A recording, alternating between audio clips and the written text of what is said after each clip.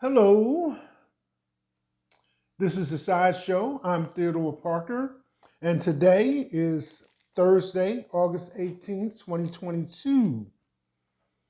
Temperatures around 63, going up to 84. Got a couple of warmer days coming along, or days that will be increasingly warmer coming along.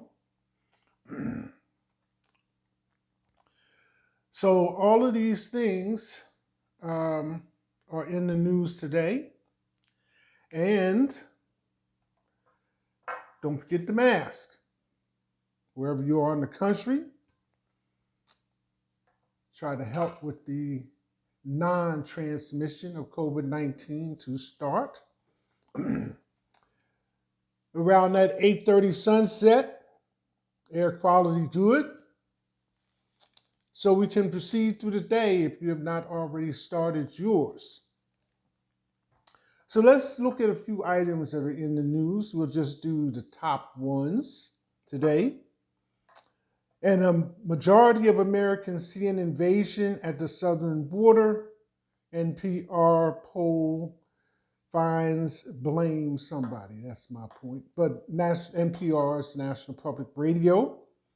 So it seems that Americans are aware of people at the southern border.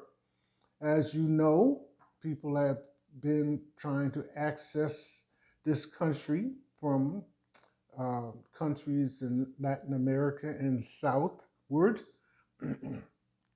for some time now. And when there was a bottlenecking at the border, a lot of that was controlled by Article 42, I believe it is, which has to do with the pandemic and COVID 19. Other cases were handled differently depending on the circumstances. We all know some of the laws in place, DACA, et cetera, et cetera. But the comments that kind of pursued and brought this article forward were um, people coming into the country south of the border are responsible for crimes, contributing to delinquency and things of this nature, and transporting drugs, et cetera, et cetera. But a comment from somebody that the common word for the group is migrants or immigrants who came from India, stopped in Canada, and then came to the United States, says that it's just a attitude. And if you dig a little bit deeper, you'll find that most of this is promoted by Republican Party and subsequently trying to have some political influence. Whereas if you were to poll the Democrats, only 4% of them would have anything negative to say about the way people are being handled coming into this country from the southern border. And I, for my part, would say, doesn't this sound familiar? Because it wasn't too long ago when these common comments and subsequent investigations showed they lacked foundation were directed towards moi type culture or black people. So it just seems like it's a thing to do amongst certain people to propagate animosity and to try to stir up certain untruths and to create a false stigma or impression of what people are about and what their purpose in being here is. Because investigation shows that very few immigrants are trying to smuggle drugs in.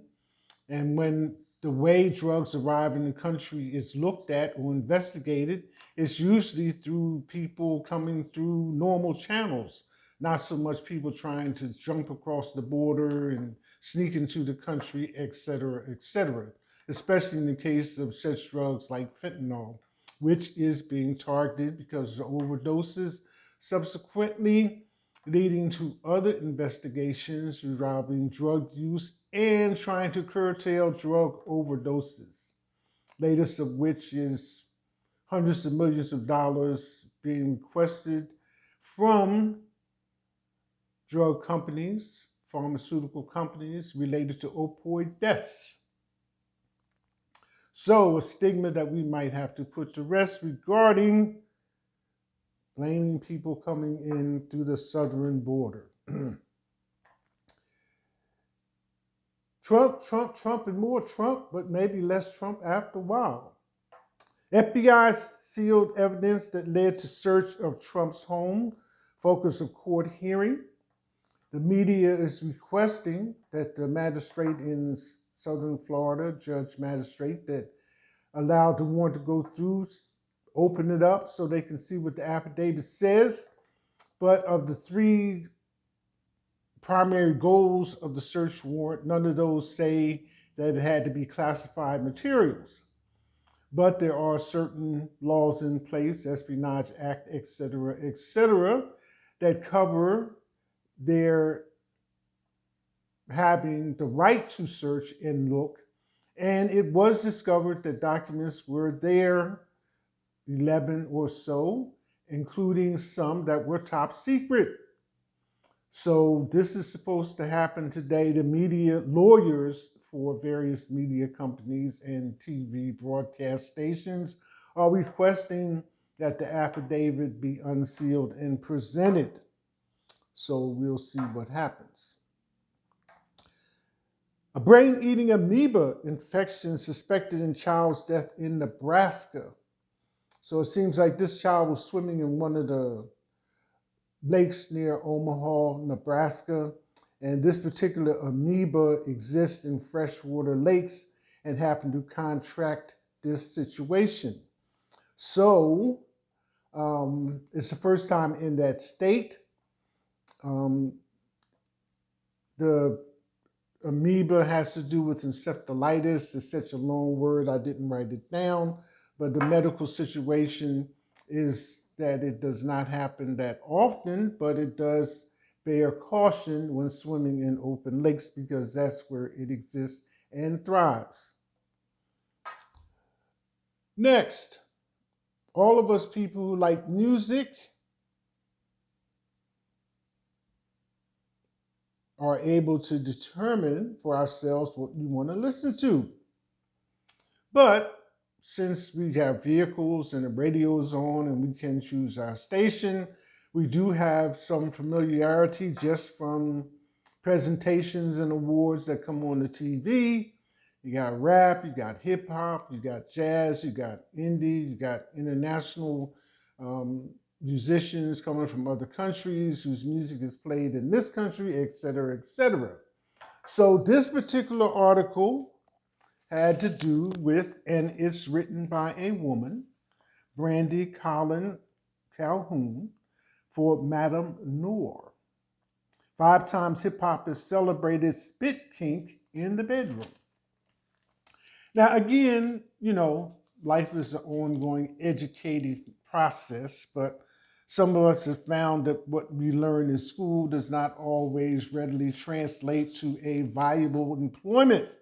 But nonetheless, spitting kink.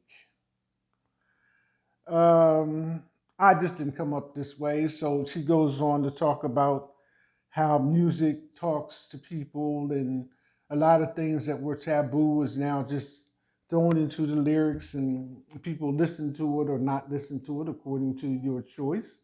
But it's there. It's there. And I checked how the article was written or who wrote it because I said some people might have a sexist view of a man discussing these things, but it is a woman presenting it.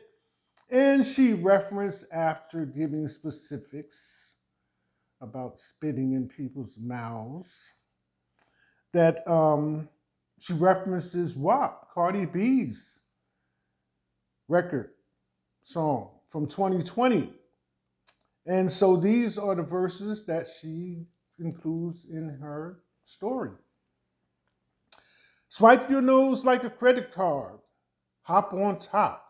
I want to ride. I do a kegel while it's inside. Spit in my mouth, look at my eyes.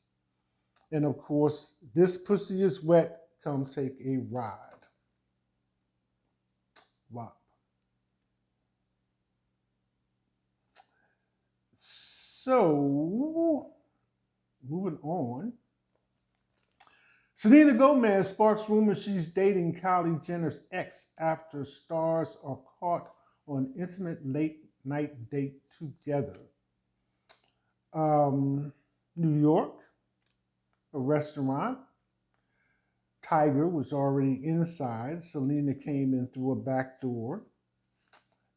The restaurant was closed down, that portion, so they could have their dinner date.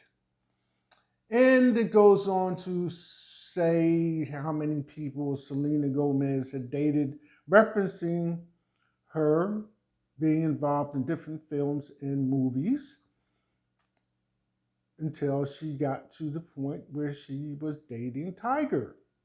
And Tiger is mentioned as having broken up with Kylie in 2017, but was celebrating his son's 9th birthday.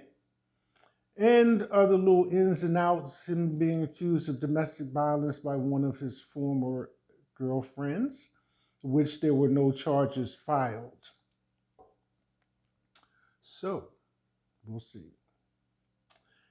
And just to go out the door on, GMA's Michael Strahan, so to speak, is trolled by viewers who say everyone in America hates him after he's snubbed live on air. This comes from Sunday's episode of the $100,000 Pyramid. Cedric the Entertainer was one of the guests along with other people.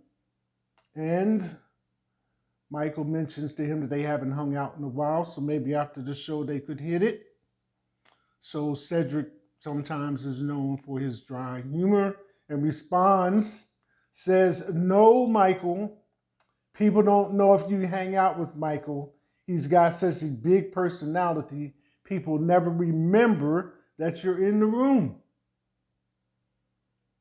So that was Cedric's comment and response, to which people decided to wade in and say that everything from Michael is not liked to Michael is hated to, "Oh, we love you, Michael. We love you, Michael." He took off August the 15th from GMA, Good Morning America.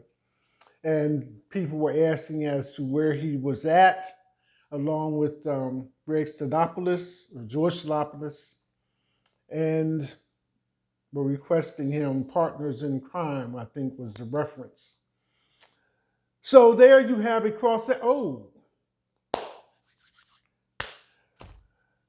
LeBron James, $97.1 million extension, I think 2 years, possibly 3. Hats off to him. See how he's tried to spend his money. So if I can't get it, why not he get it? And everybody else is being celebrated for their contributions to society and reciprocated in monetary form. This is Thursday, August the 18th. This is a side show with Theodore Parker. I'm Theodore Parker. One more day to the weekend, Friday. That's it. Hashtag